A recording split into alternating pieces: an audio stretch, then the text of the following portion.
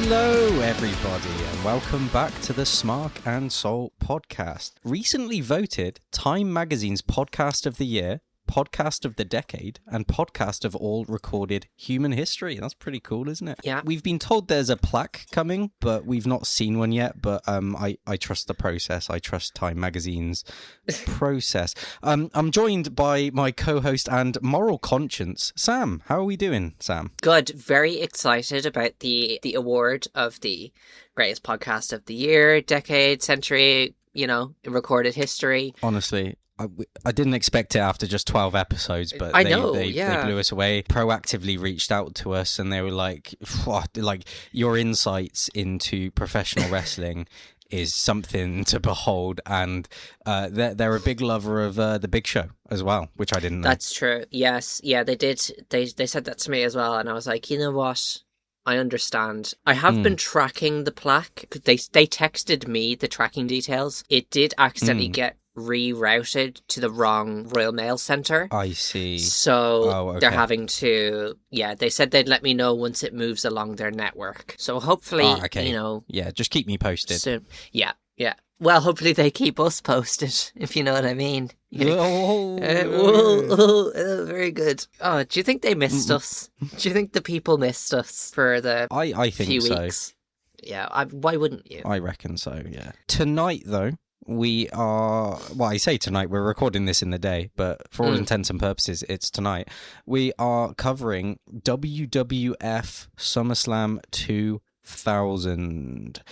First off, Sam, I want to get your initial thoughts when I told you that this was going to be the next show that we're covering. Yeah, how are you feeling? So my initial thoughts were, for some reason, I had it in my head that this was a Madison Square Garden show. I don't know, I feel like the vibe of this era of WWE, and we've done a couple of MSG shows from this era. I feel like this era just is very Madison Square Garden coded. So I was like, SummerSlam 2000, Madison Square Garden, cool. And then I looked it up and I was like, the Raleigh Sports Centre. That's it. Okay. Then I looked at the card, obviously. I didn't recognise much of the matches. There's like a few that stood out to me, like obviously Shane McMahon versus the Lethal Weapon, Taz Jerry Lawler, TLC. I mean, we've got a Kane Undertaker match on here. Come on, we do. And then the triple threat, which I'll share my thoughts on that as in when we come to it, because I've got some thoughts on that match. But yeah, I was excited. It's that, we're like in the boom period of the Attitude Era, kind of. We are. So the crowd's going to be loud. The wrestling's going to be mediocre, but like there's going to be some, and the fuckery will be high. Exactly. It's going to be overbooked as shit. Yeah. Sorry, I know I love to go off on a tangent. No, you're good. And I'm going to do it in record time here today. Actually, it's probably not record time because I do it every time you ask me my thoughts on the show. But I'm sick to death of people saying how much better wrestling was in the Attitude Era than it is now.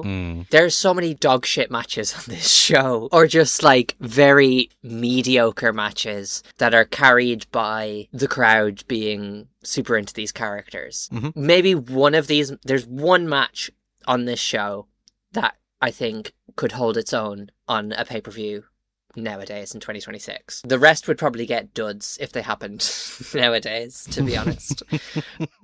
But that's all I'll say. That's my rant over. Basically, wrestling is better now than it ever has been. Yeah, I tend to agree. I think in this Attitude Era, people look at it with rose-tinted glasses because of how it made them feel at the time, rather than the quality of the professional wrestling that they're viewing. It's more based on feelings, which is, it's still totally valid. But yeah, when you objectively say wrestling was better then, it's like, no, okay, you just felt like it was better then. Yeah, which is also fine. You're allowed to feel whatever you feel. But exactly, I thought 2006 was amazing. And 2006 was a dog shit year for wrestling. Exactly. But that's what I grew up on. Yeah, and this 2000 is basically my 2006 comparable with yours. Like, we did the Royal Rumble, and then there were a few really good matches, and it made you feel a lot. But then you had the fucking, what was it, the swimsuity thing and all that, and it's just like, wow, come on, man. But then it's like, it's 26 years ago. That was kind of acceptable back then, and a young sort of 8-year-old Jack would have obviously been like, wow, yeah, this is fucking amazing. Breasts! So tonight we're going back to the 27th of August 2000. Like Sam said, it's in Raleigh, North Carolina. There's 18,128 people crammed in the Raleigh Entertainment and Sports Arena, which is now known as, I believe, the PNC Arena. We've got around 570,000 buying on pay-per-view. And this is, as we said, it's the height of the Attitude Era, basically. Mm-hmm. And the Attitude Era it's sort of about to shift into a different gear, because the Austin McMahon employer, fuck the boss, like the whole story, it lasted a good couple of years, a few years, but now it's sort of it's jumping the shark basically now. And Austin got neck surgery, got written off TV the previous November Survivor Series. Yeah, Survivor Series. And The Rock is the top babyface, and he is the current WWF champion. In the meantime, Triple H has climbed up the card as the top heel, and he's earned a lot of people's respect, I'd say, after his battles with Mick Foley, which we covered in the Royal Rumble 2000 episode, and then he obviously had the Hell in a Cell at the No Way Out pay-per-view, and was in the main event of WrestleMania 2000 as well. And he is paired with Stephanie McMahon, who is the daughter of the accused sex trafficker billionaire Vince McMahon, and she was Triple H's on-screen and real-life wife, and they ran the McMahon-Helmsley regime in 2000 as sort of the main event heels and whatnot. So what have we got going into this summer event? Let's start, I guess, with the really weird love triangle that we've got going on surrounding the WWF title. So, like I said, we've got the current champ, The Rock. He's defending the title in the main event tonight in a triple threat against Triple H and Kurt Angle. The meat of the story here comes in the form of Angle, Stephanie, and Triple H, basically. This year has been a really great first year for the Olympic gold medalist. He picked up a King of the Ring win. He's getting fast-tracked up the card, and he's looking fucking good in the ring, and he's holding his own on the mic and everything. He, for some reason, he's written to form a crush on Stephanie McMahon, and that sort of irks Triple H, which culminates in Kurt Angle abandoning Triple H in a tag team match on a SmackDown to tend to an injured Stephanie, and then he kissed her, well, I mean, without her consent, but then she sort of kisses him back anyway, and it's, like, weird. Yeah. And, I mean, this is the meat of the story, like I said, but The Rock is our fucking champion, and he's just in the background like, oh, I don't want to be part of your fucking mess. So I guess he is hoping that these two men will destroy each other in the main event and won't worry about taking his belt. What else have we got going on? We've got the first ever TLC match. I'm looking forward to covering, and we will do in a few minutes. We've got current tag champs Edge and Christian defending against the Hardy Boys and the Dudley Boys. So this is essentially the triangle ladder match from WrestleMania 2000 that year, but just on steroids. And it's three teams that have been just sort of beating the piss out of each other all year, and they're all kind of young, hungry. Dudley's came from ECW, Hardys are just fucking wild boys, Edge and Christian, almost like homegrown young talent as well. And the Hardys especially are coming in to perform in their home state. They're from North Carolina. This match is historic for two reasons, I'd say. It's widely considered the best match of 2000, just in general, and it also ushered in the new match type, TLC itself, which has lasted for 26 years and will last probably forever. Other than that, we've got Steve Blackman versus Shane McMahon in a hardcore match for the hardcore title, which you alluded to. We've got a 2 out of 3 falls match between the two Chris's, Jericho and Benoit, and we have a brother versus brother match with Kane and The Undertaker squaring off.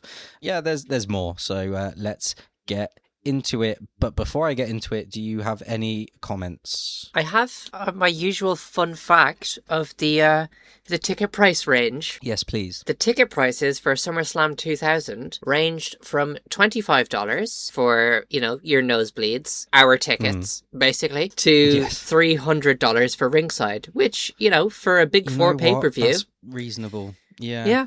Yeah.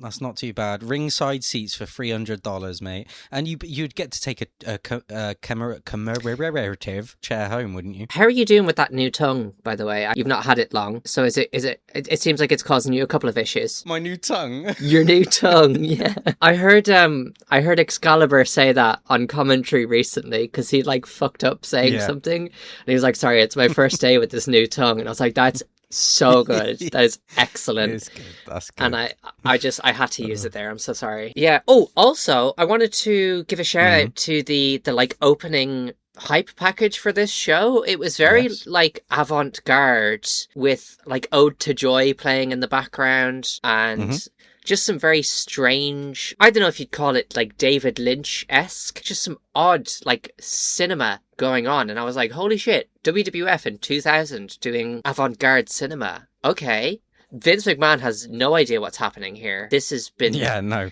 This has slipped completely under his nose, but it was really cool. I liked it. I agree. It did fully focus on one match, which obviously was the main event. Yeah. So, and I think the whole show focuses on the main event. We'll be getting into that, don't you? Yeah, hype. It's SummerSlam, baby. It's warm. Woo, perfect. Yeah. So the biggest party of the summer starts off with a video package, like you said. It's hyping the event, and it involves Freddie Blassie sat down in a chair.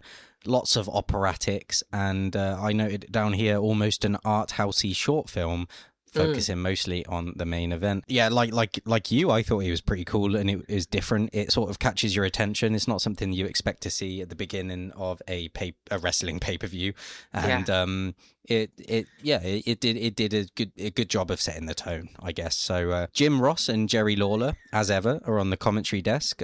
Jim notes that they have over a $1.1 million gate, which adjusted with inflation, you could pretty much double to around $2 million, which is impressive and disgusting in equal measure. Straight into match one, we have Right to Censor, which comprises of The Good Father, Steven Richards, and Bull Buchanan versus Too Cool, which is Rikishi, Scotty Too Hotty, and Grandmaster Sexay, who is Brian something. Anyway, and he's King's son. King Lawler's son. Yes. Right to Censor, if you don't know, I know Sam knows, but if you don't know, Right to Censor was a faction essentially solely created to make fun of the Parents Television Council, also known as the PTC. This was a group that really in the 90s didn't really like WWF during the Attitude Era due to violence, sexual content, all that kind of stuff, pearl clutching kind of vibes. They always sort of, Right to Censor, this is always came out wearing a white buttoned up shirt with a black tie and black trousers. Their theme was simply a shrill cacophony of alarms and buzzers, with a voice repeating the word warning over and over. The faction formed, I think it was like June or July of this year, so they're very new, but they only lasted around a year, from summer 2000 to summer 2001. Too Cool are the baby faces here, and as we noted from the Royal Rumble 2000 review, they just like to have fun. Their gimmick is basically homoerotic hip-hop dancing with flashing lights. Too Cool start off hot. They get in a double team suplex. The Good Father just ruins the ladies on the outside after a Save the Hose era Victoria tries to slap him. Yeah, pretty fucking... It was like in the first few minutes of the match. It was like like JBL on Hornswoggle type. It was. Beating. Holy shit, yeah. Rikishi gets a hot tag, gets his shit in. He's got to... Richards then gets sent to the floor, but Victoria shoves him back into the ring. We have splashes from all of Too Cool onto all of Right to Censor. Samoan drop from Rikishi to the Good Father. Scotty Too Hotty teases the worm, but Richards hits an awful looking super kick to pin and win in 5 minutes and 12 seconds. Short, very heatless match. The competitors tried, and the crowd even the crowd fucking tried, but it all fell a little bit flat. Right to Censor winning made sense because they were the new heel faction, I guess, and it's early on in their run, but I gave this one a resounding 1.5 out of 5. What about you, Sam? Interesting. I actually had a bit of fun with this one. Okay. I think the crowd helped, definitely. Like, the crowd was, they were up for this. Obviously, I think with Rikishi and Too Cool being, like, very over, that helped. And then, obviously, Right to Censor. I think they did mention on commentary once or twice that, you know, we're in the Bible Belt. Surely, you know, these The people here, they should be on Right to Censor's side. But yeah, that fucking Godfather just wrecking Victoria and Blonde Ho's shit. It was concerning. I was like, this feels real. But yeah, it was when we got like that loud "Save the Hose" chant. I kind of looked into the crowd and I was like, there's about 4 women here. This makes sense. At one point, Rikishi winds up for his big splash in the corner. The camera gets right up in there. You damn near see what Rikishi had for lunch. I guess that's why this one was on pay-per-view. But, I thought this was like a fun little opener. It didn't overstay its welcome. Like you said, it was only, about 5 minutes? Yeah. It felt like... And I don't know if this is just because I've become so sort of like AEW brained, but it felt like this should have been for like a trios championship. Do you know what I mean? I get you. Like, yeah, yes. There should have been something material riding on it. Yeah, but we didn't really get like any kind of explanation as to why this match was happening. I'm assuming the whole feud going into it was Right to Censor were like, Rikishi, stop getting your ass out. Grandmaster Sex, eh? That's an inappropriate name. Scotty Too Hottie, you do the worm. Worms are like penises. So, I'm assuming that was kind of the meat and 2-veg. Well, that's a bit inappropriate to say as well. The meat and potatoes of this feud. Yes. But I went 2.5 for this one. I just thought little fun trios match. Get the crowd into things. Yeah, I just felt like there should have been something on the line for it. Yeah. I don't know, I can't remember how many factions you actually had in the Fed at the time. You obviously had these 2. Mean Street Posse. DX, I guess, were kind of like in and out with each other around this time. Edge and Christian were hanging out with Kurt Angle as well, I think, weren't they? There you go. There's another one. There are options for sure. Why not just have a little trios title in there for a laugh? Yeah. That's my rebooking of the segment. Yeah, there you go. We see some backstage footage next from Heat. Do you remember Heat, Sam? I used to love a bit of Heat. Yeah. Jonathan Coachman is asking Kurt Angle about kissing Stephanie McMahon on SmackDown, and Kurt walks away. Then we get a shot of Stephanie arriving, still on Heat, not with her husband, Mr. 3H's, though. Finally, we get a shot of Kurt walking into her dressing room. Then we're showed the replay of the aforementioned kiss, and then right into Shane McMahon being interviewed backstage by Michael Cole. So he's just seen his sister get forcibly kissed by Kurt Literally. Angle. And then he's got to answer a question about the hardcore title, and he's being stalked by Steve Blackman. Terrifying. Yeah. He says words to the effect of like, I'll support whatever Stephanie does, but then Steve Blackman like hits a trash can behind him and just comes out of the shadows, and then Shane runs away. It's very It Follows. Yes. And Steve Blackman is the it that is following. Terrifying. A terrifying thing to have Steve Blackman be like stalking you in your everyday life. Yeah, I think his abs come out from the light before his face. So you his just see abs his are, abs yeah. coming. And it's like, oh shit. It's the walking abs, Steve Blackman. Yeah. Match 2 now.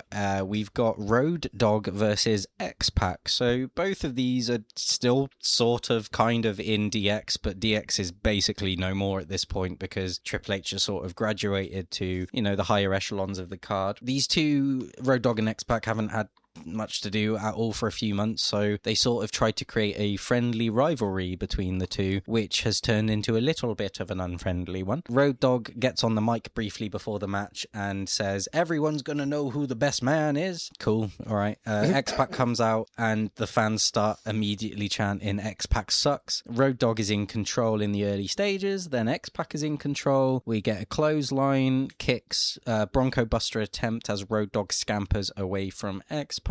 Both guys know each other. It's relatively okay, but then it all comes screeching to a halt when X-Pac puts a sleeper hold on the dog, then hits a spinning heel kick after Road Dogg breaks free. Then X-Pac hits the Bronco Buster. Road Dogg then does his punch gimmick thing, counters the X Factor, goes to attempt his pump handle slam finisher, but then X-Pac hits a low blow, which is in full view of the referee, and then he hits the X Factor for the win in 4 minutes and 31 seconds. Post-match, X-Pac gets on the mic and says, "We found out who the better man was," and then he tries to make amends by like shaking his hand, but then Road Dogg hits his pump handle finisher and then does the DX chops, and yeah, that's that match done with. Similar-ish to the opener in terms of timings, I guess. Both pretty much 5 minutes or under 5 minutes. Yeah, there was a tiny bit more oomph for heat level with these two because the crowd has a little bit more invested in them, and obviously with Road Dogg you get the crowd participation, and X-Pac's getting X-Pac level heat and stuff. So both guys are decent enough workers, but I don't really know what else can be said about a sub 5 minute match with two mid-carders at best, really. I mean, calling them mid-carders is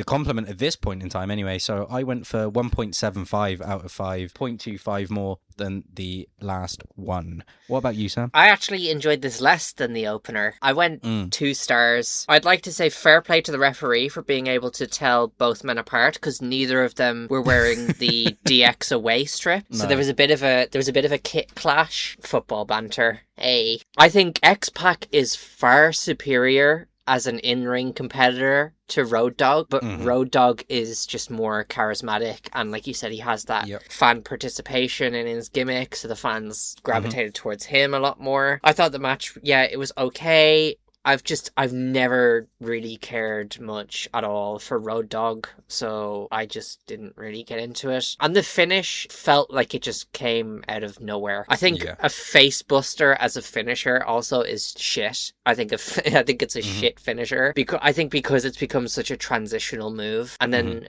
there was also an era in like the early 2010s where every woman wrestler who couldn't wrestle seemed to have the face buster as their finisher. So it's just a fucking dog shit finisher. So I went 2 stars. Grand, I guess. Like, there was slightly more heat on it, like you said. But yeah, it's very hard to care about two guys who were rotation players in DX at best.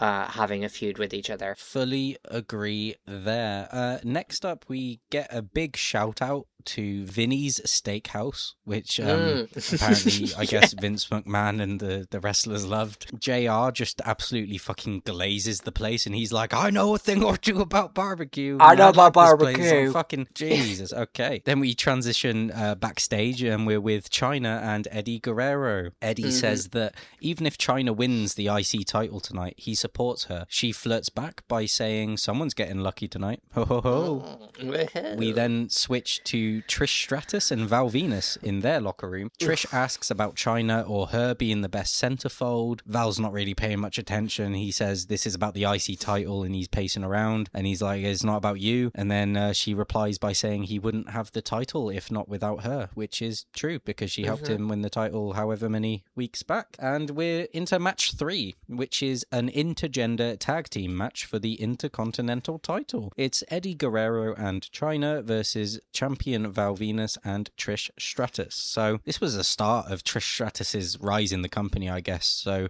she had mostly been used as a manager or a valet in the year 2000, and she hadn't had really a lot of ring reps yet. So this was sort of her starting out. Eddie and Chyna are the easy to love, cheeky baby faces. They've got a great dynamic going on. They're electric, and they're doing really well with the fans and everything. Val Venus, for some fucking reason, is the Intercontinental champion. I can't tell you why or how, and I don't really care. The stipulation is either Eddie or Chyna could become champion by pinning either of Val or Trish, which is a pretty cool take on it, and it's not really something that you see much of, really, so intriguing. Eddie Guerrero and Chyna come out, and he's carrying some roses for his mamacita. He hangs back in the entranceway to watch her walking to the ring, which was fun to see. And he then rushes to open the ropes for her like a gentleman. Yes. What a good guy, Eddie. We then get a recap of SmackDown 2 weeks ago, where Chyna powerbombed Val Venus, but then received a glass jar to the head from Trish. Wow. Val and Trish come out to pretty much no fucking reaction, and Val Venus doesn't even have his good theme music. It's some sort of fucking trap beat fucking basic shit. It's some fuck music, yeah. It's just shit. Lawler, Jerry Lawler, man. He's a bit of a creep. He calls both women centerfold quality babes, and he just keeps swooning over them. And I'd like to remind everyone that in the year 2000, Jerry the King Lawler is nearly 51 years old at the time of this pay-per-view, and he is talking about probably women in their mid-20s at this point. In the early stages of the match, we see an awful sexist sign in the crowd telling China to go get them a beer and then calling her a bitch or something, but they left out the comma between beer and bitch, so it just looks and reads like a bigoted spew of fucking uneducated opinions. And yeah, he or they, I couldn't even see who was it was probably a he. Can just get fucked. Yeah, probably, but you know.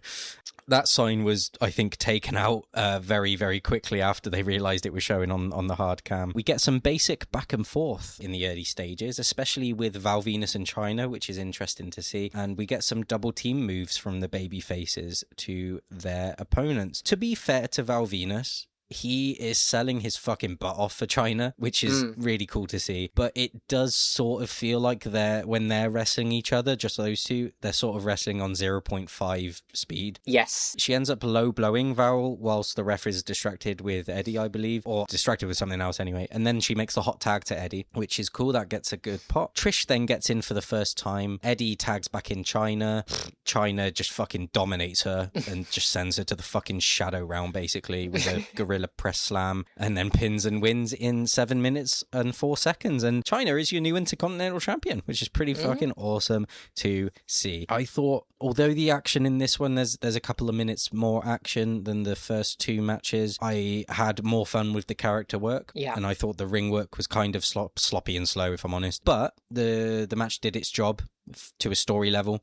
And it was lovely to see Chyna win the IC title. Although Eddie would then win it from her 8 days later, accidentally, by pinning her in a match. So that's a bit of fun. I gave this one a 2 out of 5. What about you? I went 2.25. Similar with you. The character work. Yeah, I think Eddie and Chyna together were fantastic. They had like a real actual chemistry, and when they had that little moment backstage of like Eddie saying, if you win and I don't, I'll support you, like it felt genuine, like it felt really sweet. And then Chyna obviously saying like, well, whichever one of us wins, the other one's gonna get lucky anyway. Yeah, I loved their like camaraderie and like their romance that they had. Eddie like calling her Mamacita and being like obsessed with her. Loved it. Chyna fully deserved it after all of the shit that fucking Triple H put her through IRL, and they still continue to. But I think it's laughable how much better in the ring Eddie is than Val Venus. Like, oh god, yeah. I think part of the reason why the match seemed sloppy at points was because Val Venus just desperately is trying to keep up with him. Like, there's a few times where there's like a kind of a drop down leapfrog thing and whatever, and Val Venus is like struggling to get back to his feet in time to like do the spots with Eddie. I think Val's in-ring ability is closer to Chyna's level than Eddie's, and listen, I love Chyna. Adore Chyna, but she was no Bryan Danielson, like she had her role, she was the powerhouse woman, and she had her big spots, but she was never gonna put on like a Flair Steamboat classic with anybody. No. I was delighted to see her win, fully deserved. Val Venus fully undeserving of that title. I think I would have enjoyed seeing Val Venus taking the pin to sweeten the deal a bit more, just because fuck Val Venus. Also think it could have been interesting if, what would have happened if Trish Stratus got the pin, just like somehow. Yeah, right. Would she be IC champion? I don't know. I went 2.25 because like you said, it wasn't an in-ring classic, but the character work was fun, and it was short and sweet. And Chyna and Eddie together are just a beautiful couple. Very fond of them. Shame he ended up with Vicky Guerrero, really. Yeah, right. We are backstage again for more love triangle melodrama. Yay. Stephanie McMahon is in the makeup chair admitting that Kurt is a good kisser. Ooh, spicy. Then we get a video package on the Jerry Lawler versus Taz feud, which basically is Taz has been sort of like ragging on JR, and then Lawler punched Taz, and then Taz attacked Lawler, and then also smashed a car window with JR in it, and now JR is sporting a scar around his eye. So, yeah, match 4. That segment was on the SmackDown beforehand, where Yeah, I think so. Taz like gets Jerry Lawler's attention over the Jumbotron or whatever, and he's like, "Hey, Lawler, look at this!" And he opens the door, and JR's just like sitting in the car, just like, "Who the hell do you think you are?" It's like, what are you doing? Like, why are you just there in the car? Like, and he's just sat politely in the passenger seat of the car. What is he waiting for Lawler to like finish the show and then like they drive to the next town, or like what is happening? I found it very odd and very funny at the same time. I don't know.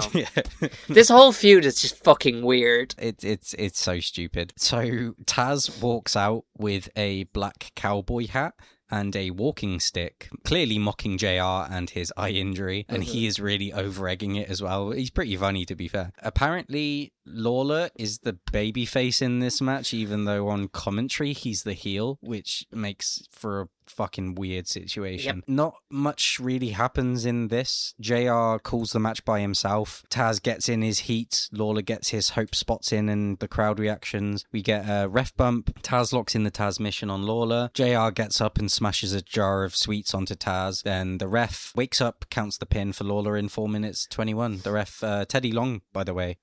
I thought it was more of a segment or an angle than a match. It didn't need to be a match. And I really don't have much else to say on the whole thing other than they're making Taz look like a fucking chump, and I give this 1 out of 5. Yeah, very similar, just reversed roles to the match that they had 6 years later at One Night Stand. Yeah. Just a nothing match that doesn't really get anyone over, was just kind of something. But yeah, remember when Taz debuted at the Royal Rumble that year as a cold-blooded killer? And now here he is beefing with commentators and losing. I found it very interesting that after the ref bump and JR smashing the, his sweets jar over Taz's head, that Teddy Long comes to and doesn't notice that there's just like packets of Reese's Pieces and shattered glass all over the canvas. And it's just kind of, counts to 3 with no qualms. There is one thing about this match that doesn't happen during the match that I liked, though, was that, like, Lawler, because he was incapacitated in the Taz mission, so he has no idea that that JR comes in and, like, smashes the jar over Taz's head. And then, like, throughout the night, he's like, "Oh, JR, your hand is bleeding. Where have all my candy bars gone?" He has no idea, and JR just kind of keeps playing it off as like, I don't know. Oh, that's weird. The match, though, was just boring. And ultimately just fucking killed Taz and like any sort of legitimacy he had. So I also went 1 star for this one. It was a heap of shit. Couldn't have said it better myself. We are backstage again, and with Shane McMahon again, but this time with Lillian Garcia. She asks him again about the Stephanie and Kurt kiss, as if he doesn't have anything else on his fucking mind. But then he just sort of fucking heads off for his match. But yeah, we're straight into the match. It's match 5. It's for the Hardcore Championship. It's Shane McMahon, the current champion, versus Steve Blackman. Shane comes out looking fucking scared as fuck. His facial expressions were pretty fun. We get a replay of Raw last Monday where Shane won the title off Blackman with the help of like fucking 8 people. He had like Mean Street Posse and like Test and Albert and stuff, and eventually he won it. Blackman then comes out. He just looks like a fucking stud, doesn't he? He's just ripped as hell. He's got a kendo stick and a trash can. We get a fun spot in the beginning of the hot potato with the kendo stick. Shane is just like... His facial expressions are so fun. Shane gets bamboozled, runs away from the lethal weapon, and we're already in the crowd. Shane eats a trash lid as the referee carries around the hardcore title nearby, which was fun to see as well. Back in the ring, we get more weapons introduced. Shane takes a bunch of punishment. Get a fun spot with with the can over Shane's head and shoulders, and Blackman just peppers the can with kendo stick shots. We get some interference, as I guess you would in a hardcore match. It's Test and Albert. They come out, they start fucking up Blackman a little bit. Then Shane leads everyone basically up the entranceway, but Blackman manages to take out Test and Albert, and then Shane gets scared again and starts to climb this huge metal pylon next to the entrance that's just holding up the whole like Titantron in the entrance, and it's probably about like 50 feet, I'd say. It's from really top high to bottom. up, yeah. It is. Blackman follows him up almost to the top and then starts to smash the kendo stick against Shane's back and legs. Shane falls backwards probably like 30 plus feet into some equipment below, and then Blackman hops down another 10 feet and then jumps off for a huge elbow drop, still probably like 20 feet up in the air, and pins and wins in 10 minutes and 17 seconds. I gave this one 2.75 out of 5, and I gave it an extra 0.25 because of nostalgia, basically. So much like with Unforgiven 2006 with you, like I probably wore the tape off the VHS, like watching this, like it was insane. It was a very basic match, but it was known well, and it's still known well for its final spot, and it was fucking insane. It was so good. What they got done in 10 minutes, fucking great. Yeah, the rest of it can be easily forgotten. It was for the hardcore title. No one really gave a fuck about that. It was just for some fun spots. And Shane gets taken away on a stretcher to help sell the match, which I appreciate as well. What are your thoughts on this hardcore title match, Sam? Yeah, I think, well, first of all, I also went 2.75, so that's 2 in a row that we've agreed on. Nice. I do think Shane McMahon, certainly in this era, is so good at selling that in over his head mentality, because it's like, you know, he's the boss's son, born with the silver spoon in his mouth, whatever. And also, like, just in general, like, fair play to Shane McMahon for the shit that he puts himself through on a regular basis. Like, he is the son of a convicted sex trafficking billionaire. He didn't have to do any of this. He could have taken an office job in Connecticut and been paid handsomely for it. But, you know, he obviously enjoys professional wrestling. Maybe not professional wrestling, but certainly sports entertainment. He is a fan of and wants to be involved with it and wants to show that he's not just the boss's son. I'll give him props there. At one point in the match, Blackman like wraps a leather strap around the neck of Shane McMahon. Yeah. And JR and King are talking about, like, as kids, you know, being very familiar with that leather strap and whatever. JR says that growing up in Connecticut, he wouldn't be used to a leather strap because they send their misbegotten kids to a psychologist, which I guess is a bad thing. Instead of beating your child senseless, you know, it's like...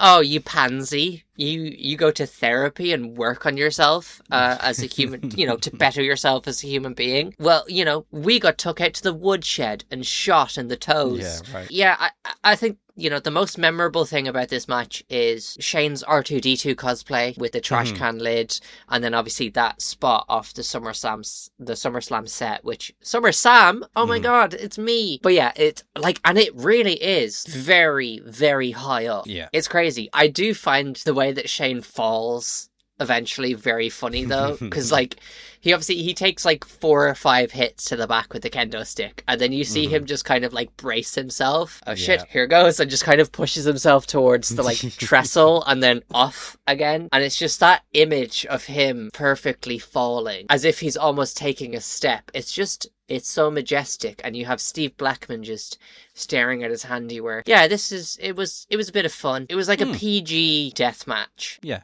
I mean, I think it was a decent pay-per-view match, you know? Yeah, especially, I think that spot made it worth it. You know, it's like you need something big for this. It's like, as you say, it's the hardcore title. No one really gives a fuck about the hardcore title. It's just one of those fun little things to get people to pop when there's a title change or whatever. So it's like, we need something big. And Shane McMahon obviously looked at how high up that set goes and was like, I'll fall off that. Okay, cool. And that's where they made a SummerSlam moment, TM. Absolutely. We are backstage. Yeah, again, guess what? Fuck off, no way. Stephanie McMahon. Understandably so this time. She's freaking out about her brother. Kurt Angle appears. He's trying to console her and stuff. Mick walks in and he's like, I think Shane landed on his kisser. and he uses the word kisser in a very wink wink nudge nudge way, which is kind of fun. He leaves with Stephanie to go check on Shane, and then that's that. And we get a short video package on the two Chris's now. It's Chris Jericho and Chris Benoit, and it just showcases their feud so far. And it's basically essentially one tweener and one bad guy just looking to prove themselves as the best wrestler after both of them defecting from WCW in recent years. It's match 6, and it is a 2 out of 3 falls match between Chris Jericho and Chris Benoit. We get a fast start with both men throwing fucks into each other without any respite. Referee Mike Chioda gets caught up and all 3 men fall out of the ring like one of those Looney Tunes dusty things that you refer to sometimes. We get some really nice mat-based wrestling. Both guys are really good at this point in their careers at mat-based wrestling. Both guys know each other pretty well at this point. They're both Canadian. They both have spent time in different companies with each other, so their chemistry is pretty on point. Jericho misses a lion salt. Benoit gets the knees up. Benoit locks in the crossface, and Jericho taps to lose the first fall. After the fall's confirmed, Benoit gets right back on it and attempts the crossface again, but Jericho crawls his way out to the ropes. Benoit takes advantage of this position and sends Jericho into the ring post. Jericho then manages to lock in the walls of Jericho after some lovely countering, and cinches it in to more of like a lion tamer, putting his knee on Benoit's neck. So Benoit has no choice but to tap out to make it 1-1. After this fall, they move up a gear. Jericho hits a backbreaker and a flying back elbow. Benoit hits back with a dragon suplex, both earning both men 2 counts. Jericho then with some more close falls after a Hurricane Rana and a spinning heel kick. Lawler's asinine fucking commentary rears its ugly head as he claims that Chris would win the match. Thank you for that, brilliant. Lawler. Jericho then manages to hit a lion salt, but then he can't make the cover. He's too hurt. Benoit then gets a quick pinfall and manages to get the 3 count whilst holding the bottom rope to basically cheat and win, but like a Ric Flair-y kind of like, oh, well, yeah, fair enough kind of way. Yeah. And that is in 13 minutes and 1 second. I genuinely thought that this match could have been a 4 or above out of 5 if they were given another 5 to 10 minutes. I thought some of the spots felt a tiny bit rushed, but both guys fucking smooth as butter in ring, right? And they know each other really well. They can get a decent crowd reaction. They've got some clever moves and spots, maybe some things that no one's ever really seen before. And it made sense for Benoit to win because at the next pay-per-view, he was involved in the Fatal 4-Way main event for the title. I gave this a 3.75 out of 5. What about you? Well, Jack, I think you and I have reached a point where 13 episodes in now, I think we're starting to experience osmosis. Yeah. Because I also went 3.75 for this one. Nice. Fully agree. I went into this one being like Jericho versus Steven Richards. Yeah. And, you know, yeah, for all intents and purposes, this should be a barn burner. Yeah. But like so many of the matches on this show, it just wasn't given enough time because we needed to have a Stephanie, Kurt, Triple H segment in between every fucking match on this show. Every single match. Jesus fucking Christ, we get it. I do like how each fall kind of was a different match, almost. Like, the first fall you have, like you said, that brawling style, very homoerotic, with the two of them just like clambering all over each other and the referee getting tangled up in it too. It was like, oh, okay. Then you had the second fall, which was more sort of like counter wrestling, not catch as catch can, but kind of just technical. Yeah, slower, a bit more methodical, technical. And then the third fall is when they kind of put the foot on the gas a bit more. Jerry Lawler in this match fucking did my head in. He's acting like he doesn't understand the rules of a 2 out of 3 falls match. At one point, after the first fall, he's like, wait, there's no rest, there's no break in between the falls.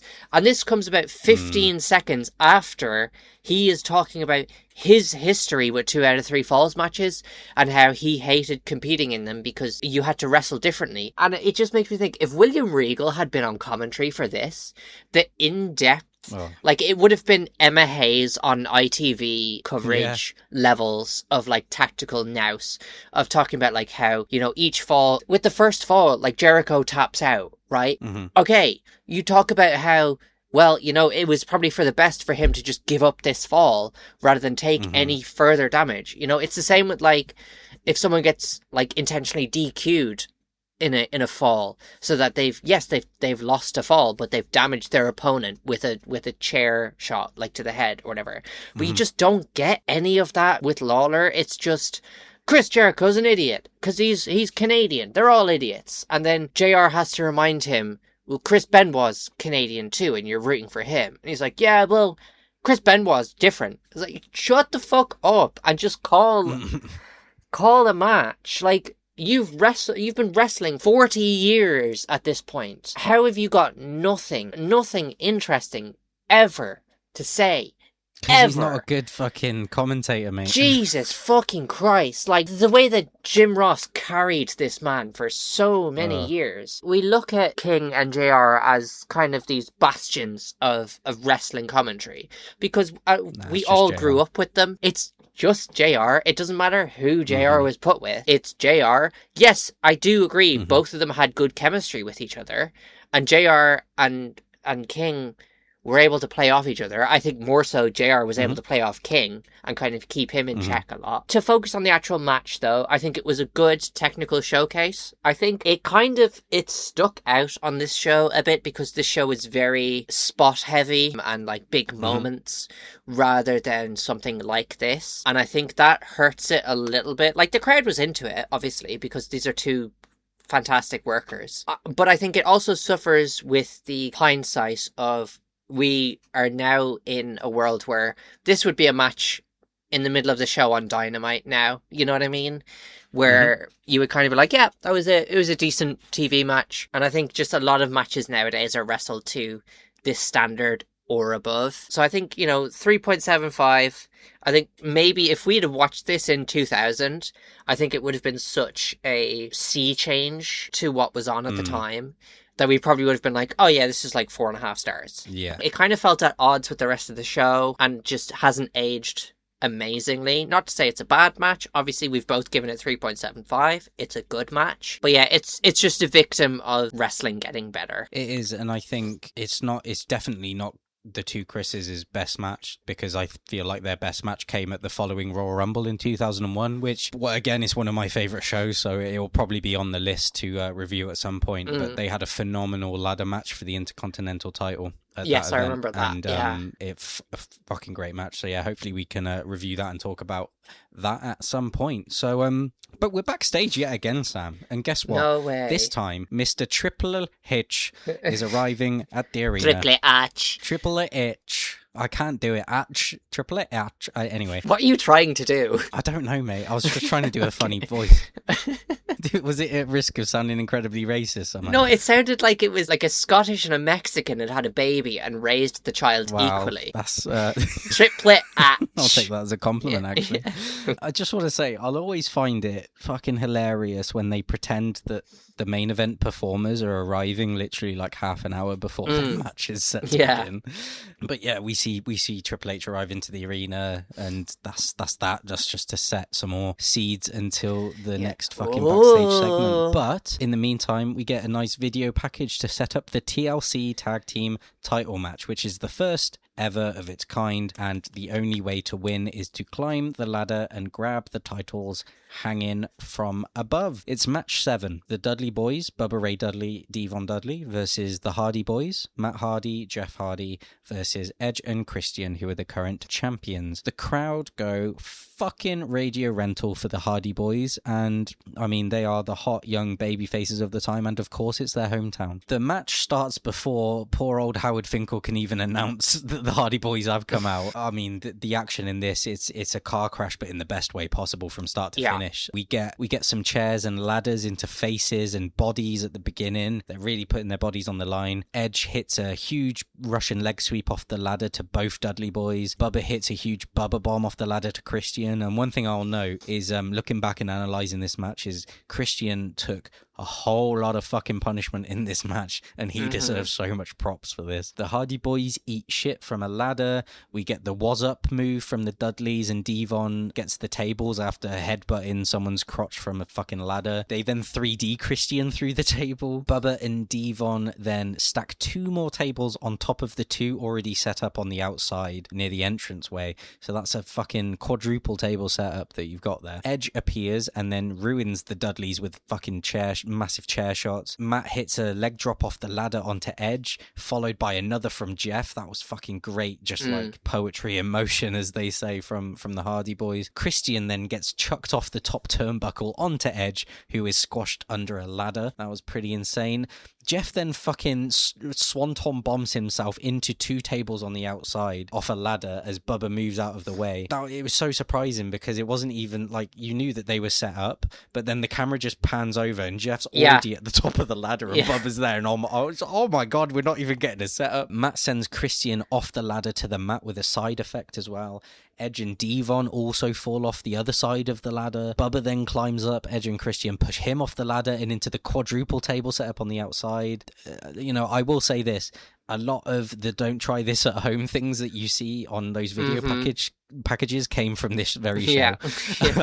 Edge and Christian then slowly climb up, but then Lita runs down and pushes them both off the ladder. The champs crotch themselves on the ropes. Matt Hardy then climbs up top and Lita's fucking like, go, go, go. But then Devon pushes him off the ladder backwards into 2 other tables set up on the outside. Lita then goes to check on Matt, but then is speared by Edge and she hits her head on a fucking nearby ladder, which looked fucking it looked gnarly. awful. Yeah. Oh, then Devon and Jeff are back up fighting at the top of a ladder and reaching for the titles, but then the ladder's taken out from under them, so they're just fucking swinging on each other, fucking trying to kick each other off, and then they eventually do. Edge and Christian get rid of them as they were hanging off the titles. The current champions managed to climb a ladder and then grab their titles back to win in 15 minutes and 28 seconds. Yes, 15 minutes and 28 seconds, and all of those tables were destroyed.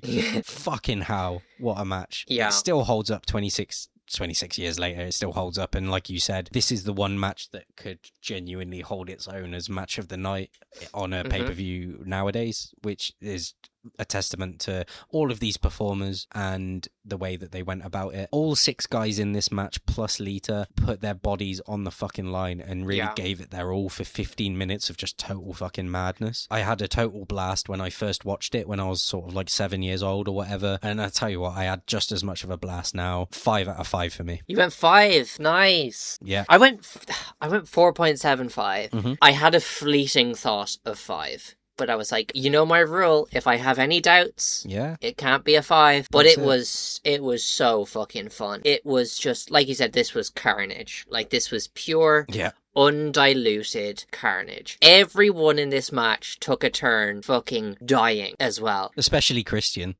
Oh my god, Christian is Kenny from South Park in this match. Jeff swantons through the 2 tables. Bubba gets tossed off the top of a ladder through 4 tables. Matt gets tipped off a ladder through 2 tables. Edge and Christian go through like just kind of multiple spots, but then they also get like the crotching on the top rope. Devon hanging in the air takes a bump. And also, it's worth noting, the titles were like really high up in the air as well. Like a lot higher than normal. Like they had to use a big ass ladder to get to the titles in the end. Yeah, you see the big one next to the small one and it's like, oh. It's ridiculous, yeah. Like Devon takes a bump from, no shit, like 30 feet in the air, straight on his back.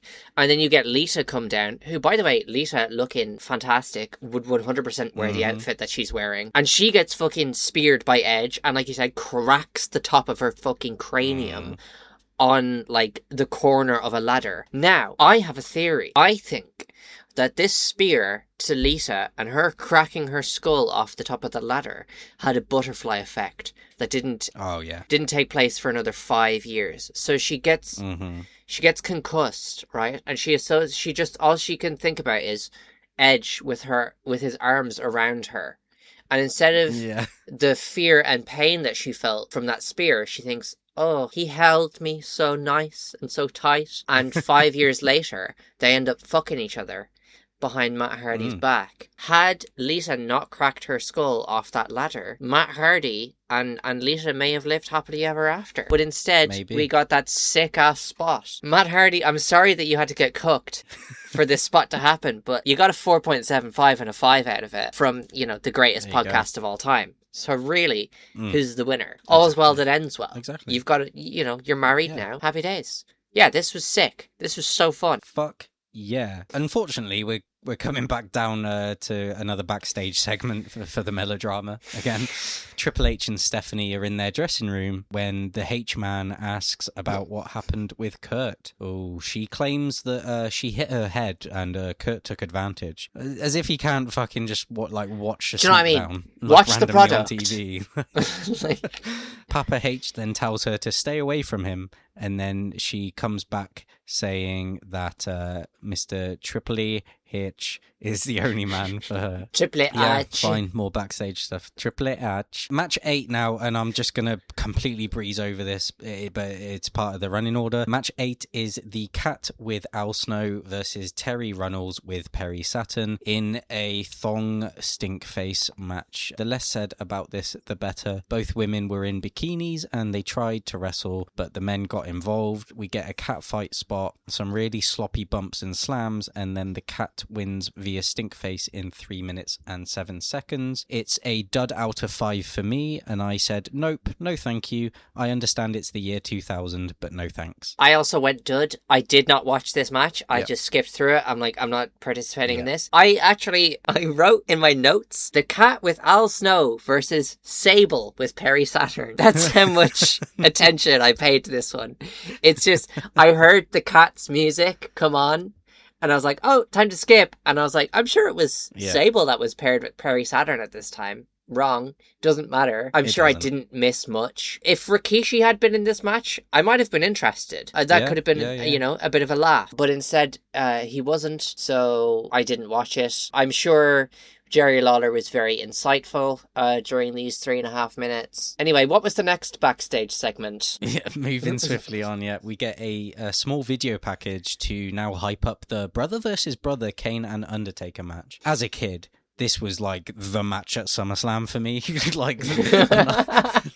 It's so funny thinking back because I was always loving it because genuinely, I was like, I need to see Kane's face. I need to see his face and stuff. And I was always pausing the VHS tape when he was like stumbling over the bike, moving to the back. I'm like, I need to see his face. I need to see his face and stuff. I was fascinated by it. Show me the freak. Show me the freak. Yeah. So anyway, we get the video package. Both guys are in their prime right now. Undertaker's currently sporting his new biker taker look and character. Basically the American badass, I guess. We're here because on one random, it was Raw or SmackDown or whatever. I think it was Raw. Yeah, Kane came down to save The Undertaker from a beatdown, but then turned on his brother and chokeslammed him through the ring. The next week, Kane, for some reason, had a promo segment in the ring, and he explained his actions on the microphone by saying, "Why did I chokeslam my brother? I am a monster."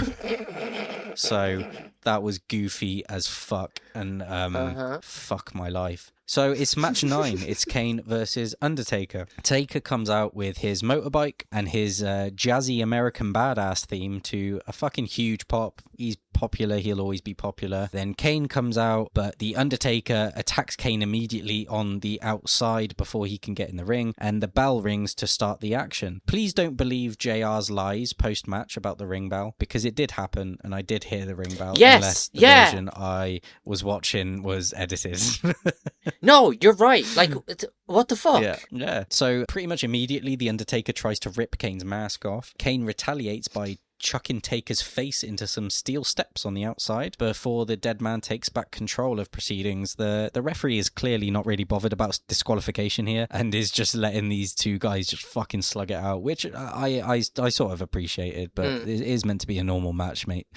Kane is busted open from some stare shots. Taker then signals to the crowd that he's going to take his fucking mask off. Back in the ring, Kane's mask is sort of like half falling off, and both guys just fucking slug it out and end up rolling on the floor. Taker really grabs at Kane's mask again, and he low blows the Big Red Machine as well, and then fucking rips off the mask to, I guess, earn a no contest in 7 minutes 33 seconds, because Kane just walks away, and then he's covering his face with his hair in his face, and he's just pointing back at Taker like, "You little rascal, I'll get you." And then Taker's music plays. I was slightly confused by this one. I felt like it was hastily put together, and Kane's random heel turn was basically because Taker was scheduled to face the Big Show at this event, but this was the time in Big Show's career where the WWF felt like he wasn't up to scratch, and they sent him back down to, I guess, OVW for some more training. So then we're left with sort of like what should be a pretty big deal. Two brothers with their like stories and everything. The kayfabe surrounding these two is fucking insane, right? Yeah. It's just we're left with sort of like a tepid hoss fight almost, with a relatively hot crowd. They don't really give the crowd anything to fucking hold on to or hook anyone in. But I mean, it was fine for what it was. But then I felt like, much like the Taz and Jerry Lawler stuff, it just needed an angle or a segment. Just make it a hokey, overbooked segment instead of a match. Like, what takes us out of it is because the bell rang and it was meant to be a one-on-one match. Like, what the fuck? Yes. Just have them fucking interact in like a boiler room or something. I don't fucking know. But yeah, I mean, I remember as a kid rewinding my VHS tape and pausing to see if I could see Kane's face. Look where we are now. He's been masked and unmasked so many times. He's the devil's favorite demon, controlled by Stephanie McMahon in like 2014, part of the corporate shit. And now he has fucking MAGA brainworms, doesn't he? And he's a cunt. So he's a fascist little fucking prick. So I'd like to get your thoughts on this match. I gave this a 2 out of 5 overall. I'd like to get your thoughts, but after your thoughts, I'm going to be rebooking. Okay. Yes. Jack, I want you to, not a question, I want you to indulge me for a second. Quickly, name a good Kane versus Undertaker match. I can't. Exactly. What are we doing here? This match I've lovingly dubbed the MAGA Melee. Nice. Also, lore question here. Wrestling is not entirely real. Spoiler alert. And Kane's kind of backstory is, as a child, he got caught in a fire and, like, hideously burnt. Yes? Yeah. Why did only his face get hideously burnt? I don't Why know. is the rest of his body entirely normal? I don't know. Maybe it would just cost more in makeup. This match was fucking horseshit. There was a bell rang to start the match. Yeah. So, therefore, this isn't, you know, I'm not going to give this an NA as just like a segment or whatever. I'm rating this as a match. And as a match, this was a pile of shit. Like you said, you know, these two, the backstory they have, the lore that they have, this is like Dark Souls level boss lore that both of these guys have. What you've done instead is give us like a 2-week build to this. Obviously, I understand that our friend and yours, the Big Show, was scheduled to be here and wasn't. You don't need to put him in a match with Kane. You could do anything else. You could just not put him on SummerSlam. There's 11 matches on this show and 4 million backstage segments. We didn't need this. This was crap. Also, Taker pulls Kane's mask off, the bell rings, and it's like the most obvious piped in cheers that I've maybe ever heard in my life. Because I reckon the crowd has stood there just like, what the fuck have I just seen? What has happened? I've given this 1 star. I think this was perfectly on par with Taz versus Jerry Lawler, and that's the best thing I can say about it. It was on par with another match on this show. But I'm excited to hear your rebooking, because it can't be fucking worse than what we saw. No, it isn't. It's still not great, but it's the best of what I could do. Yeah, I think I gave it 2 because because of the amount of intrigue and time I spent on it as a kid. That's fair. You just get so in depth, and like, you know, when you're like 8 years old, it literally consumed me for hours on end. Yeah. And I just analysed every little frame, and I was like, Undertaker's cool and Kane's his bad brother now. You know, it's like, oh, I need to see his face. You know, it's like... Yeah, and we couldn't just Google things. No, we couldn't go and like Google Kane unmasked. A videotape. Yeah. And there's something great about that. Man. Oh, dude, I wish I could just go back and live in that sort of mindset forever and not have just everything ruined. Yeah. Anyway, the rebooking. So obviously this was a pretty hastily put together angle. You got to admit, in 2000, like let's put aside the political shit, because with my rebooking, they could maybe redo their allegiances somewhere down the line. I don't fucking know. But let's treat them as performers and characters within a story in the year 2000. Because it's just like talking about these guys positively just fucking rubs me up the wrong way. It feels weird, doesn't it? Yeah. It does. But I've got to be like, yeah, no, these are performers and it's good stories and it's worth doing. It is worth doing. Anyway, 2 hot stars at the time. One's got a new gimmick that he's trialing out and it's very successful. The American Badass, right? The other is pretty much stuck in the past and you need to play into that. He isn't able to like shed his skin like his brother. He's not able to shed his mask. He's still, you know, living in the past, and Taker is this like completely new entity. Lean into that a little bit more and have that as a reason for the heel turn instead of I'm a monster. Fucking idiots. And they're both part of the main event title picture in Unforgiven as well. So it's a fatal 4-way. Benoit, Kane, Undertaker, and the champion going into it. And I thought that was sort of interesting. So I've taken that into account.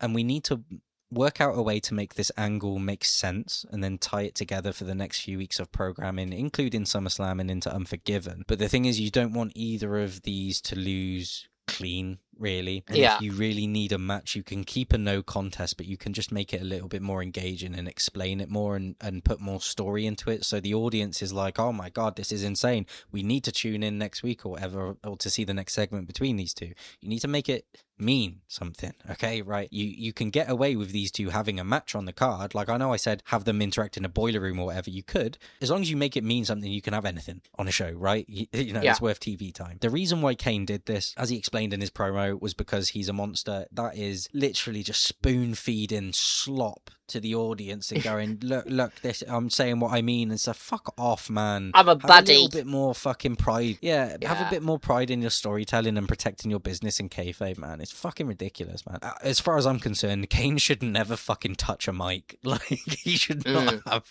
promos. Fuck off. Let alone explaining his character motivations to us. Fuck off. We know. Look at him. He's a 6-foot fucking muscly man who's dressed in red and black and wears a mask. We know he's gonna fucking murder someone. Jesus Christ, just look at him. Anyway, we can have the match in the same slot on the card, but the story leading into SummerSlam, and then what can like feature with a video package, because they're very good at making the video packages, and as evidenced by the opening package as well, like the avant-garde shit. The video package shouldn't really have any talking. It should just be like spooky imagery of fire and Paul Bearer, Kane's mask maybe going on for the first time when he was like a young boy or a young guy, I don't know. And then you have the other side, which is Taker as like the spooky wizard from years ago, and then shedding his gimmick recently and becoming the American Badass and like a man of the people and liking motorcycles and stuff. all of that, right? And you position it as one brother got to shed his old self and come back as a hero with the fans, whereas the other has had, babyface turns and everything, but is still not connected with the fans properly, and he's still wearing the thing that hides what this sort of like fire did to him and all the trauma that's put on him as a kid, right? You let that imagery carry the story rather than just fucking explaining everything, because I remember going on a tangent a little bit. WrestleMania 20 was Kane versus Undertaker as well, and that was, 2004? I was 9 years old, and I was watching it pretty much in real time, and dude, it was freaky when Undertaker got buried alive in Survivor Series 2003, and then he started coming back, and he was gonna be the dead man again after the American Badass, and he started fucking with Kane. He was obviously not in the arenas, and Kane was selling it all himself out in the ring on his own. But the creative things they did, they made the ring shake. They had him like get distracted with the gong at the Royal Rumble and then like lose matches and stuff, and they were so creative with it. And that was my along with like Benoit winning the Rumble and everything, that was like a story that I sunk my teeth into as a 9-year-old, and I was like, holy fucking shit, like these two brothers, this story, the whole thing. Like, Kane was obviously unmasked by then, and like you know, but anyway, I just really fucking like that, and I want the similar here. I want the imagery to be the thing, and I want it all to be fucking spooky and freaky and fucking cool, right? Anyway, back to SummerSlam and rebooking this match.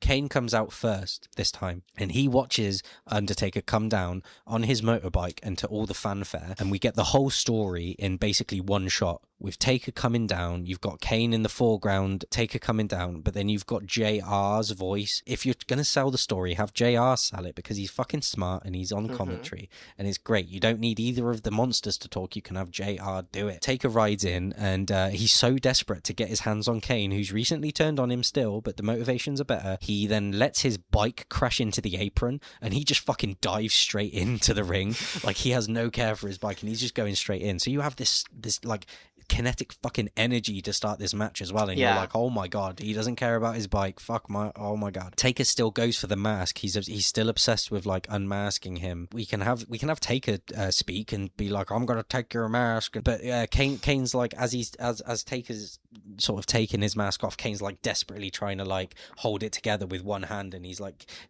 hitting Taker with his rights, but then he's holding his mask together, and you come to realize that he is fucking desperate to keep that mask on, and he will go crazy if it comes off. JR can sell every bit of it. He's like, Kane's watched his brother ride off on that motorbike to cheers, and he's still got to live behind that mask, and he's just like keeping his mask up as much as possible, and Taker's just fucking going at him, right? Taker ends up managing to rip about a third of the mask off, like proper off, and it's like flapping like proper down, and Kane just like suddenly freezes in place, dead still. Undertaker is like, he stops for a little bit and he's really, really confused, but then he tries to get in some punches and he's just like, oof, oof, with his punches, right? And Kane just doesn't fucking move. He's still just like dead still. And then Kane just like fucking detonates like a bomb and he just lays Taker out, and Taker's like, try, but he's just getting overpowered, and Kane's still trying to fucking place what's left of his mask back together. He hits his brother with a tombstone and he rolls him out to the floor as the referee starts the 10 count. He then hoists the motorbike up above his head, and then he throws it down on the Undertaker and pins him against the floor. As his like mask is like flapping and he's trying to still hold it back up, he just walks away to the back, and then the referee reaches the 10 count. The next night on Raw, the Undertaker comes out and costs Kane a title match against The Rock, so he's in a number one contender match. Undertaker comes out, fucks him up. You have people tuning into Raw to find out, and then they're both in the title picture, and you've got two stars in the title picture along the babyface, The Rock, and you've basically got two tweeners there as the monsters. Yeah, it helps set up the Unforgiven Fatal 4-Way in a more natural way, and then things can pretty much continue as they do. And I think it's fun to have The Rock in the middle of a love triangle at SummerSlam, and then like a Brothers of Destruction. A hate triangle. Yeah, for Unforgiven, I think that's a nice thing. And with The Rock being so charismatic on the mic, he can sell both as well. And I think it's just fucking money. All of that is just money. So I think that is so much fucking better than what we got. That I was just like, yes, give it to me. Thank you. Yeah. But yeah, I really like the idea of Kane, because like you said, the reasoning for Kane's heel turn was so weak. There's just like, I'm a monster, it's what I do kind of shit. Yeah. But if you have it, and obviously I understand that, WWF in 2000, it's not necessarily known for like nuance. To have kind of like a story that focuses on like trauma. Yes, Undertaker has been able to shed his old identity and move on because he hasn't had to deal with the same shit that Kane has had to deal with his entire life, of being a freak and an outcast and like horribly disfigured and whatever. That he's like, how dare you move on from this, abandon who you used to be to just become rah America, beer, guns. I can't do that. I'd love to be able to do that, and be man of the people, but I can't. I'm not part of the people. The people reject me. People are scared of me, whatever. Yeah, I really like that, especially the whole kind of like, he loses the mask and freaks out because it's like, to him, that's like the ultimate fear. Yeah. People are going, people see him on like a big scale. How are people going to react? Are they going to point and laugh at me? Yes, Kane is a monster and he's terrifying or whatever. But at the end of the day, he's, his brain hasn't moved on from him being this terrified small child that got caught in a fire. So he's got these like massive insecurities, and like you said, it builds naturally to having these two, then the Fatal 4-Way at Unforgiven, and gives them that built-in story. I do like the idea of Taker just fucking off the bike rather than what he actually did in the match, which is do a lap around the ring and then carefully park it again on the entrance ramp. Yeah.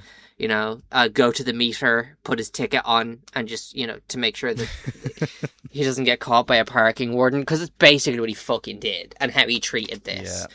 was just like, oh, I feel like the seriousness that he approached the mask ripping off was more just like, hey everybody, look, oh, I'm gonna rip off the mask, you know, when it could have been a much heavier thing. And it kind of, like, it felt like it was coming out of nowhere too. He was just like, yeah, I'm just gonna rip off the mask, where you could have built that into the story too, of like Undertaker being like, you need to take off the mask, because the longer you leave the mask on, the worse you're gonna be.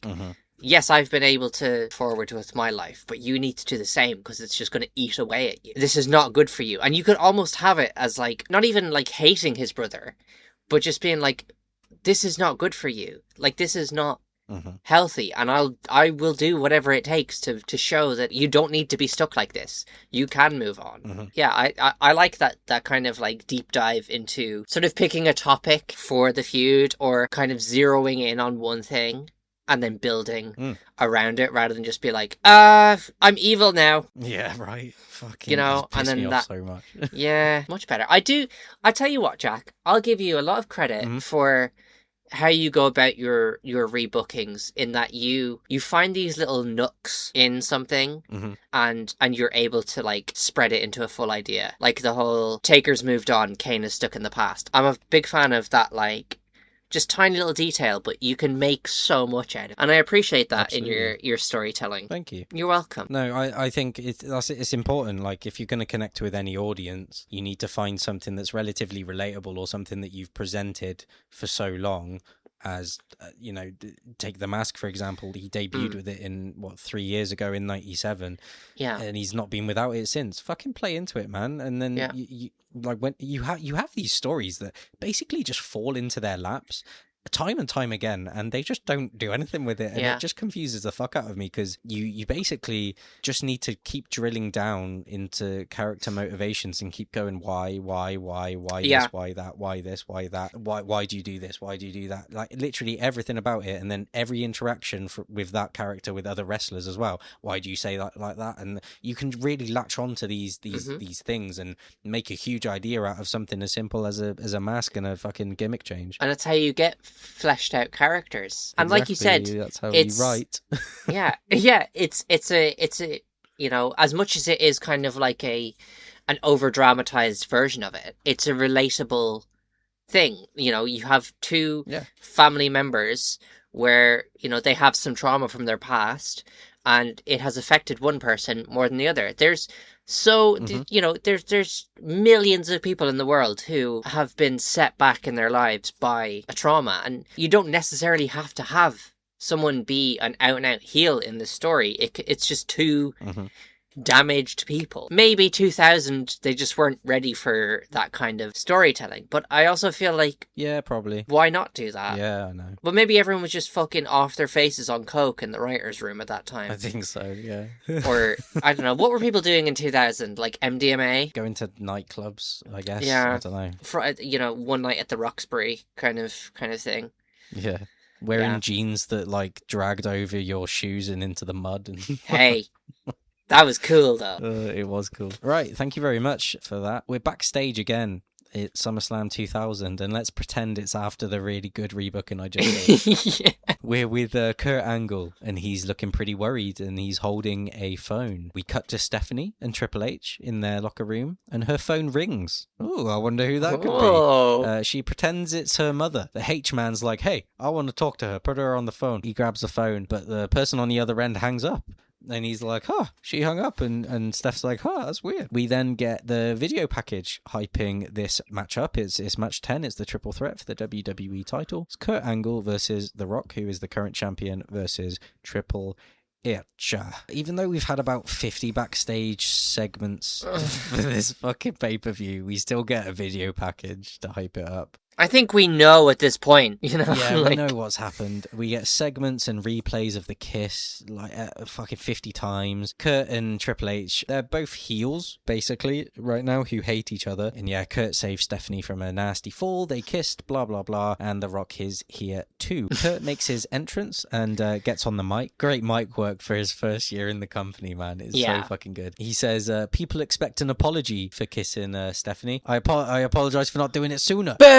boo, fuck you. Yeah, You little sleazebag. rascal, Kurt. Yeah. He mentions his gold medals because, of course, he does. Mm-hmm. Triple H comes out with his really awesome theme. I love his theme song. Was this the My Time one? Yeah. Yeah, really good one. What I like about this is he doesn't stop to do his fucking water spit emoting, and he just fucking waltzes on down, and he's like, I'm gonna fuck you up, Angle, and he does. He just rails on Angle for a really hot start. Referee Earl Hebner, he's like trying to get in the way, and he takes a bump for his troubles. Triple H and Kurt Angle spill to the outside, and they're just fucking wailing each other on the outside. We get the announce table pedigree spot. You know the one where Triple H attempts to plant Kurt through the table, but it gives way as they're sort of tensing up to do the move. They both just like fall down with their muscles all tense, and they're fucked. And in kayfabe, it concusses Kurt Angle, and I don't know if it was real or not, but he does a good job of making it seem like he's concussed.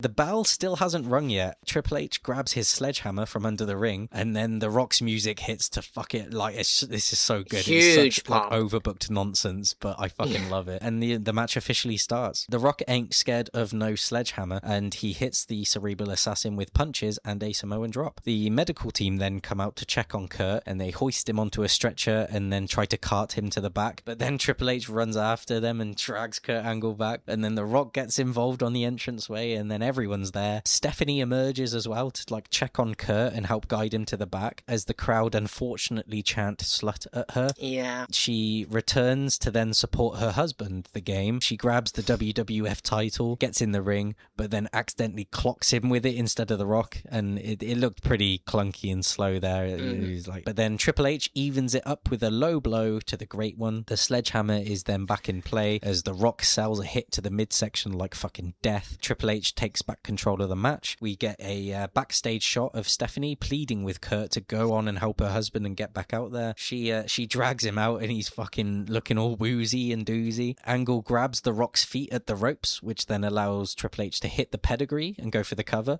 but then Kurt then drags Triple H out of the ring as well, and then just wails on him. Kurt then gets in the ring, tries to cover The Rock, but only earns a 2 count. Then we get some nice back and forth between Kurt Angle and The Rock until Triple H comes back into the fray by stopping a pinfall from a nice looking rock bottom. Stephanie then slides the sledgehammer into the ring, which is literally halfway between Kurt and Triple H. She then tries to get in between them, but Triple H inadvertently hits his wife out cold with like the edge of the sledgehammer or his elbow or something. Angle then hits Triple H with the sledgehammer. The Rock then chucks Angle out of the ring, hits the people's elbow on Triple H for the pin and win in 20 minutes and 11 seconds. Post-match, Kurt carries Stephanie to the back as his music plays. All right then. The match itself, I thought, was pretty fucking great. It was full of drama, and everyone looked really strong, even the two in defeat. It could have done without the million backstage segments in the show, I think. Just to let the story breathe a little bit more and create some anticipation. But yeah, oh well. Still a big fight feel, a lot of energy and a fast pace, and some really creative stuff. I gave it a 4.5 out of 5. I really enjoyed it. What about you? Wow. This could potentially be the biggest disparity in opinions on a match between us. I was anticipating that, yeah. I was not expecting you to say 4.5. I thought maybe you'd have gone 3.5 or something. I gave this one 2 stars. And even retroactively, I've considered lowering it. I did not like this storyline. I think a main event feud where the world champion is the third wheel is just, are you fucking taking the piss? They're so lucky that the world champion at the time was The Rock. It's damn near impossible to make him look like a chump, no matter what you're doing, really. But it feels like they tried their best to do so, because this show is dominated by backstage segments about Stephanie, Triple H, and Kurt Angle. There's not even a mention of The Rock. He's not even there to start the match. He comes out 5 or 6 minutes later, and I get that. like, I understand you have the beef between Angle and Triple H, so obviously the two of them aren't going to just stand around politely waiting for the champion to come out. And then you do also get that big pop when The Rock does arrive. I just fucking hated this storyline. And then taking Kurt out for maybe 75% of the match made this kind of a slog to get through at times, because The Rock and Triple H, big characters, fantastic character work that they do. In terms of in-ring, though, you're not getting Okada Omega. Yeah. So it kind of just had me, I won't lie, Jack, there was maybe 2 or 3 points during watching this match that I kind of swiped up on my keyboard to check how long was left of the show. By the time Kurt Angle comes back out and the pace kind of quickens and you get that like big moment of Triple H going for the pin on The Rock and Kurt pulls him out of the ring and you're like, but by that point, like, I just didn't fucking care anymore. Like, this story had become so oversaturated and so in your face and like fed to you. I didn't care for it. I don't actually think this is much of a tangent because it's still related to the match somewhat. I know that the sledgehammer is like Triple H's iconic kind of thing, but the way that he uses it with, like, he covers the fucking top of the sledgehammer with his entire hand, so the impact is you're just getting his knuckles. It's just always looked shit. Yeah. It's never looked good. So that's a problem. Yeah, this I just didn't like it. I'm sorry. 2 stars. No, that's fine, but that's the beauty of pro wrestling, though. Yeah, that's true. We can both see other sides of the coin with the match. Like, I probably just relived my childhood watching it and just being really into it and just having like, just so, like, I know it was an overbooked mess, but fuck me, the drama.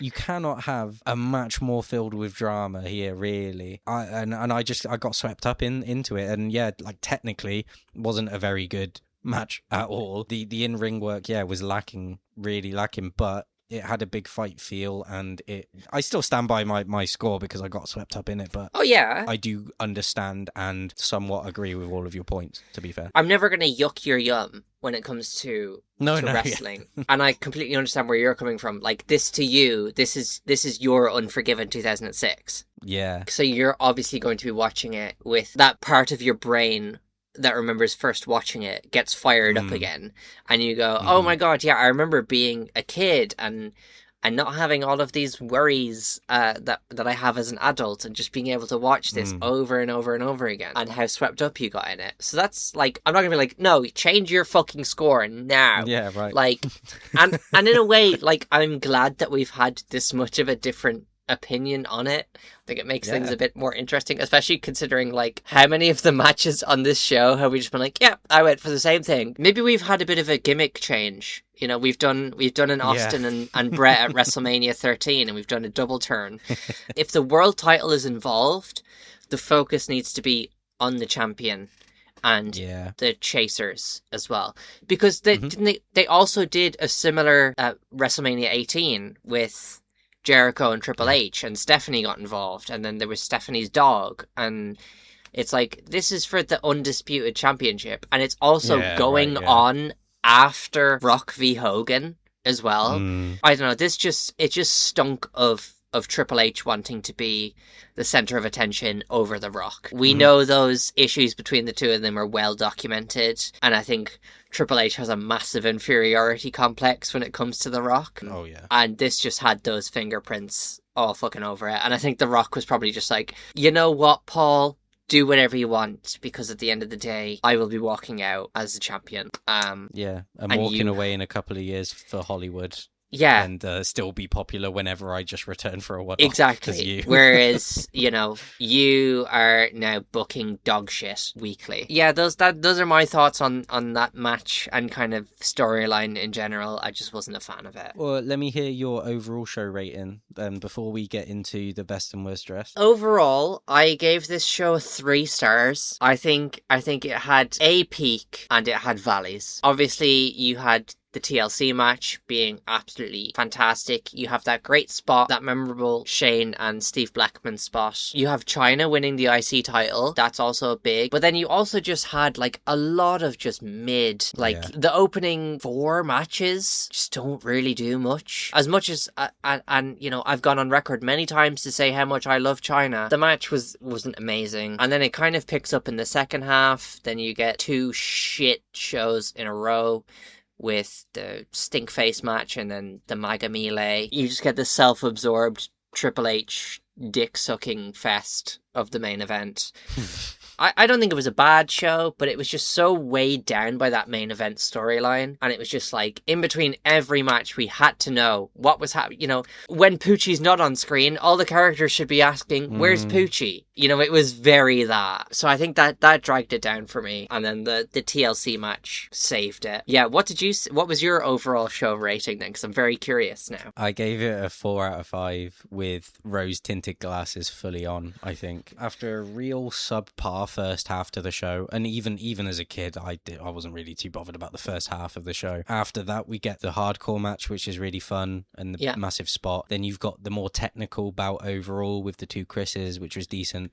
TLC match, which just blew everyone away, and in my opinion a pretty stacked main event in terms of star power and drama and storytelling. And then if you forget the stink face match and then the hastily put together brother versus brother, or maybe just rearm your brain with my rebooking instead, then you can forget those little bits of the second half, and then I'd say this is a pretty fucking good show overall. Shall we get into best dressed and worst dressed then? Yes, please. So we'll start with... I know exactly who your worst dressed is going to be.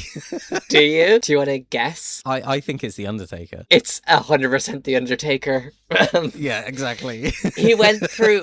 Listen, as a woman with dyed ginger hair, I can't really talk shit about gingers because I'm trying to emulate them at every time in my life. But The Undertaker with the fucking ginger hair and the ginger beard, and it's all soaking wet all over his shitty denim cutoff shirt, and his baggy ass denim jeans that look like, do you know, like when you're a kid and you like go around to your cousins and like your uncle has those just like shitty denim jeans that he's been like wearing out all day because he's been like at work. You've got that member of the family that works for the council or whatever, and they just wear the same fucking shite jeans every day. It's those, and then he's just got like a tank top on underneath, and he's looking very what he becomes later on in life. So that was just, as soon as I saw him I was like, brilliant, that's sorted. Because I was done and dusted. To that point, I was relying. I had Jerry Lawler in the back pocket, ready to go for always, any. Yeah, exactly. Best dressed. Do you have any ideas? I think you're probably gonna go with Lita, maybe, or Stephanie. So interesting. Yeah. Those 2 did cross my mind. Loved Lita's like the tracksuit bottoms with the trainers and the tank top, and also like I think Stephanie McMahon, without her like weird MAGA smile that she puts on, she's very pretty. Girl next door. Yeah, she's gorgeous. And she's got that really nice like curly hair thing going on. Lita obviously just like is cool as fuck. I did also look at Scotty 2 Hottie and Grandmaster Sexay as well, because it was very... No way. It's a style sense. These weren't my best dressed. These are kind of more honorable mentions. But that kind of style is very in again now, you know, like the Y2K thing. But my best dressed, because it would be going against kind of who I am as a person if I didn't say this, but my best dress was the Hardys, because those like black jeans that the Hardys were wearing for the TLC match, I have a pair of those. So I was like, yeah, I kind of have to give it to them. It's an outfit that I probably have literally worn myself, the like tight black thing, and also just like the cut up tights that Jeff wears are just really cool. I'm a big fan of those. I really didn't like the Christian mesh top that he had on, and him and Edge were not wearing matching gear while the Dudleys and the Hardys were, so that was a big problem for me too. But yeah, Hardys just looked cool. The women loved them, and yeah, but honorable mention to Lita, Stephanie McMahon, and Grandmaster Sexay and Scotty 2 Hottie as well, which I never thought I would ever say, but they looked pretty cool. They are too cool, man. You know, and form is temporary, class is permanent, as they say. That is right. That brings an end to the SummerSlam 2000 review and look back. I had a lot of fun with that. I've got 2 shows in mind. I'm going to flip a coin and I'm going to ask you heads or tails. I'm just going to make up in my mind which one is heads and which one is tails. Okay, done. Tails. Okay. It landed heads. So, we will be watching, for our next show, the 2018 Royal Rumble match. Oh, okay. We watched that together in person, didn't we? Yes. Yeah, that was a fun experience. Do you know what? I fully had a show locked in, ready to do. And then the other night, I just remembered like a random spot from the Royal Rumble that year and was like, you know what? That could be a fun one to do. Okay, we'll do a toss-up. So yeah, we'll be heading to... I think this one took place in Philly, 2018. But it was also the first Women's Rumble, too. Yes, yeah, it was, yeah. That's what we're going to be doing next time on the Smark and Soul podcast. Amazing. I'm looking forward to that. You know, you're so much better at doing the sign-off, Sam. Can you sign us off? Folks, it's been emotional. It's been a pleasure. I'd like to thank the Academy. I'd like to thank my mother. I'd like to thank Jack and Jack's parents for bringing us together on this world to create this podcast for all of you. And next time we see you, we'll all be a little bit older, we'll all be a little bit wiser, and we'll all be one step closer to death. So hug your loved ones, kiss your pets, remember to spay and neuter your friends. We'll see you next week. Bye! Bye. 1,